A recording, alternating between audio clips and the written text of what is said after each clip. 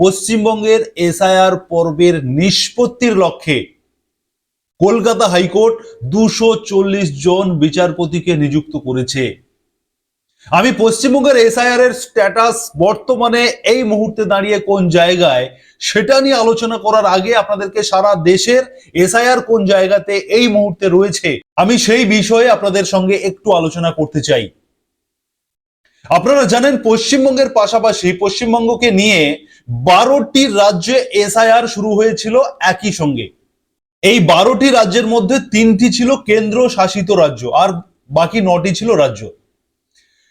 এই 12টির মধ্যে শুধুমাত্র 2টি রাজ্য এখনো পর্যন্ত বাকি রয়েছে এসআইআর পর্ব নিষ্পত্তি করতে পারেনি। তার মধ্যে পশ্চিমবঙ্গ 1, 2 হচ্ছে ইউপি উত্তরপ্রদেশ, আর বাকি সমস্ত রাজ্য এবং কেন্দ্রশাসিত অঞ্চলে এসআইআর এর নিষ্পত্তি ঘটেছে। এই মুহূর্তে আমি আপনাদেরকে একটা ইনফরমেশন দিতে চাই। তামিলনাড়ুতে এসআইআর পর্ব শেষ হয়েছে। সেখানে 1 কোটি ভোটারের নাম বাদ গেছে। 1 কোটি ভোটারের নাম বাদ গেছে। আপনারা জানেন প্রথম পর্বে এসআইআর এর যে প্রথম পর্ব হয়েছিল বিহারে, সেখানে ওই 65 লক্ষের পাশাপাশি ভোটারের নাম বাদ গিয়েছিল। এবার তামিলনাড়ুতে 1 কোটি ভোটারের নাম বাদ গেছে এবং অন্যান্য রাজ্যে প্রত্যেকটি রাজ্য এবং কেন্দ্রশাসিত রাজ্যতে সমস্ত জায়গাতে কিন্তু এই ভোটারের নাম বাদ যাওয়ার সংখ্যাটা কিন্তু বেশ রয়েছে।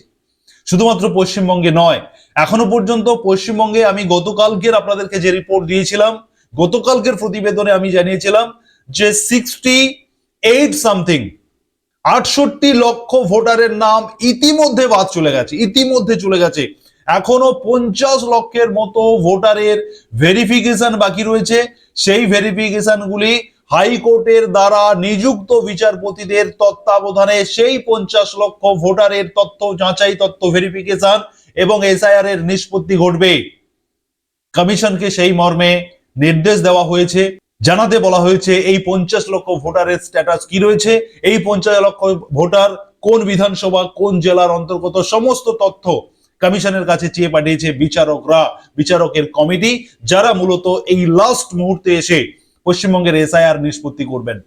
তাহলে এখন বিষয়টা যেটা দাঁড়াচ্ছে যে প্রত্যেকটি রাজ্যে অবৈধ ভোটার যারা ডুপ্লিকেট ভোটার, যারা শিফটেড ভোটার, যারা ডিলেটেড ভোটার, যাদের নাম একাধিক জায়গাতে রয়েছে, যারা অবৈধ ভোটার, যারা বাংলাদেশি কিংবা অন্যান্য জায়গা থেকে যারা অনুপ্রবেশকারী যারা রয়েছে, কম বেশি সব জায়গাতে কিছু কিছু করে রয়েছে, এটা অস্বীকার করার জায়গা নেই। তাহলে সমস্ত রাজ্যে কিন্তু কমিশনের যে রুলস, এই এসআইআর নিয়ে যে গাইডলাইন, সেই গাইডলাইন মেনে কমিশন এসআইআর করছে এবং সমস্ত রাজ্য থেকে এই ভোটারদের, অবৈধ ভোটারদের নাম বাদ যাচ্ছে। আমি আপনাদেরকে এই মুহূর্তে যে রিপোর্টটা দিলাম, তামিলনাড়ুতে 97,37,37,000 ভোটার, মানে প্রায় 1 কোটি ভোটারের নাম কিন্তু বাদ দিয়ে দেওয়া হয়েছে। তারপরে ফাইনাল তালিকা প্রকাশ করা হয়েছে। শুধু পশ্চিমবঙ্গে নয়, তাহলে একইভাবে পশ্চিমবঙ্গে এখনো পর্যন্ত আমি গতকালকের যে রিপোর্ট দিয়েছিলাম সেই রিপোর্ট অনুযায়ী 68 লাখ ভোটার ইতিমধ্যে বাদ চলে গিয়েছে। আরো 50 লক্ষ ভোটারের ভেরিফিকেশন বাকি রয়েছে, সেটা বিচারকদের তত্ত্বাবধানে হচ্ছে। বিচারকরা তার সিদ্ধান্ত নেবেন, তার নিষ্পত্তি ঘটাবেন। এই মুহূর্তে আমি আপনাদেরকে পশ্চিমবঙ্গের যে স্ট্যাটাসটা রয়েছে সেই স্ট্যাটাস যদি আপনাদেরকে একটু জানাই, তাহলে আপনাদেরকে বলতে পারি যে 12টি স্টেটে এসআইআর শুরু হয়েছিল, তার মধ্যে সমস্ত স্টেট ফাইনাল তালিকা প্রকাশ করেছে। শুধুমাত্র 2টি স্টেট এখন অব্দি বাকি রয়েছে, তার মধ্যে পশ্চিমবঙ্গ এবং উত্তরপ্রদেশ। হাইকোর্টের প্রধান বিচারপতি সুজয় পালের নেতৃত্বে পশ্চিমবঙ্গে এসআইআর পর্ব শেষ করার লক্ষ্যে একটি কমিটি গঠন করা হয়েছে। সেই কমিটি সিদ্ধান্ত নেবেন পরবর্তী সময়ে যে সমস্ত এসআইআর এর যাচাই পর্ব বাকি রয়েছে, সেই যাচাই পর্ব তিনারা করবেন এবং কমিশন এবং রাজ্য সরকারের সঙ্গে কথা বলে এই মুহূর্তে কমিশন তাদের বক্তব্য সেই কমিটির কাছে তারা শোনাবেন। রাজ্য সরকারের কি বক্তব্য রয়েছে এই বিচার বিভাগীয় যে কমিটি রয়েছে, সেই কমিটি শুনে তারা আগামী 28 তারিখ এসআইআর এর ফাইনাল তালিকা প্রকাশ করার লক্ষ্যে, এসআইআর কে নিষ্পত্তি করার লক্ষ্যে তিনারা কিন্তু ইতিমধ্যে সোমবার থেকে গতকাল থেকে তিনারা অলরেডি কাজে নেমে পড়েছেন। গতকাল সোমবারে হাইকোর্টে বিকেল 5টা নাগাদ একটি মিটিং অনুষ্ঠিত হয়েছিল।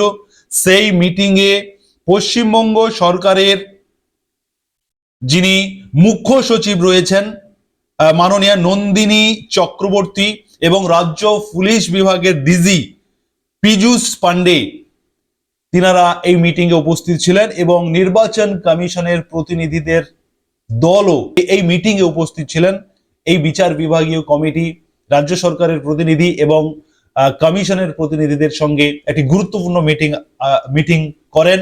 সেখানে এই এসআইআর এর এই মুহূর্তে কি পরিস্থিতি, কার কি অভিযোগ রয়েছে সেগুলো তিনারা খতিয়ে দেখছেন, তিনারা শুনছেন। সমস্ত কিছু বিচার বিবেচনা করার পরে তিনারা সিদ্ধান্ত নিয়েছেন যে প্রত্যেকটি জেলাতে তিনারা আলাদা আলাদা করে কমিটি করে দেবেন, যিনারা এই বিচারকরাই মূলত এই কমিটির মূল দায়িত্বে থাকবেন। এ পর্যন্ত হাইকোর্ট 240 জন বিচারক নিযুক্ত করেছেন এই এসআইআর নিষ্পত্তি করার জন্য, এবং এই বিচারকদের মধ্যে আবার আলাদা আলাদা করে কমিটি তৈরি হবে। তিনারা আলাদা আলাদা জেলা, আলাদা আলাদা বিধানসভার দায়িত্ব নেবেন। দায়িত্ব নিয়ে এসআইআর নিষ্পত্তি ঘটাবেন।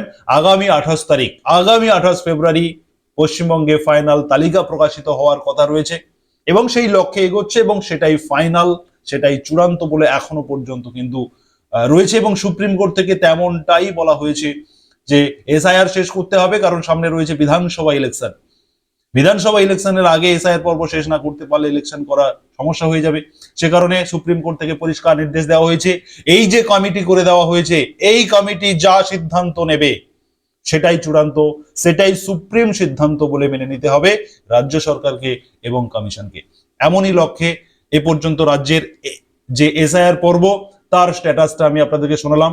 এসআইআর সংক্রান্ত প্রতিনিয়ত গুরুত্বপূর্ণ আপডেট পেতে অবশ্যই আপনারা সুরজিৎ একাডেমি ইউটিউব চ্যানেলকে সাবস্ক্রাইব করবেন। যারা ফেসবুক থেকে দেখছেন অবশ্যই পেজটিকে ফলো করবেন এবং অবশ্যই আপনারা সুরজিৎ একাডেমি ইউটিউব চ্যানেলের সঙ্গে থাকবেন। ধন্যবাদ।